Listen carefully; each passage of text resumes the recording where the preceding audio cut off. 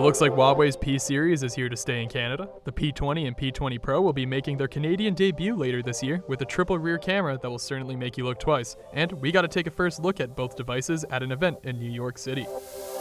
I'm Alex Radu. Welcome to All Hands on Tech. If the P20 series and Samsung Galaxy S9 are any indication, this year we'll be seeing a whole lot of focus on low-light photography, and the P20 Pro certainly takes a significant leap forward in that department. But before we get to that, let's take a quick look at the design. Similar to the majority of premium smartphones on the market, the Huawei P20 series features that front and back glass design. Both devices have an array of different colors that include some pretty neat looking gradient designs, like the purple and black Twilight design we got a chance to see, but like every glass-backed phone, it smudges immediately, and in Canada, we'll just be getting the black and pink gold colors on the P20, and just black on the P20 Pro to start. But hopefully, more will come in the future.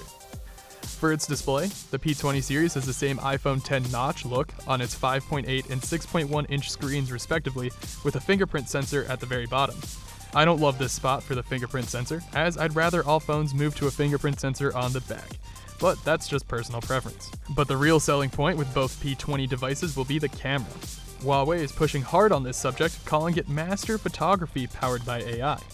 On the P20 Pro, we have a triple rear camera comprised of a whopping 40 megapixel RGB sensor, a 20 megapixel monochrome sensor, and an 8 megapixel sensor with a telephoto lens with f1.8, f1.6, and f2.4 wide apertures.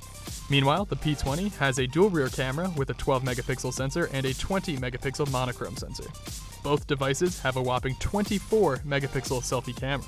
With what Huawei is calling its AI image stabilization, there are all sorts of nifty tricks on the P20 series, mostly focused around capturing the best possible image in low lighting. My favorite is easily a solution to long exposure. In the past, you'd need a tripod for long exposure shots, as any handshakes would ruin the image. But with AIS, the P20 Pro can automatically stabilize the shot from any handshakes for a 4-second long exposure shot. Unfortunately, I wasn't able to actually test it due to the really wonderful and bright day we had in New York while seeing the device. So, stay tuned for our review for more. Otherwise, the AIS extends to video, and you'll be able to shoot slow-mo video at 980 frames per second in 720p. Both devices are powered by a Kirin 970 chip designed for AI computing, and both devices include face unlocking and improved battery life. The differences between the P20 and P20 Pro are the screen size, triple versus dual rear camera. The P20 Pro is IP67 while the P20 is just splash resistant at IP53, battery size, and the P20 Pro has 2 more gigs of RAM at 6.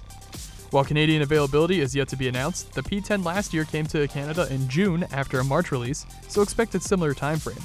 Both P20 devices will be available at every major Canadian carrier, but pricing is currently unavailable. Thanks for watching All Hands on Tech. Let us know what you think about the Huawei P20 series in the comments below, and be sure to stay tuned for our review. And if you like this video, please like and subscribe. I'm Alex Radu. Thanks for watching.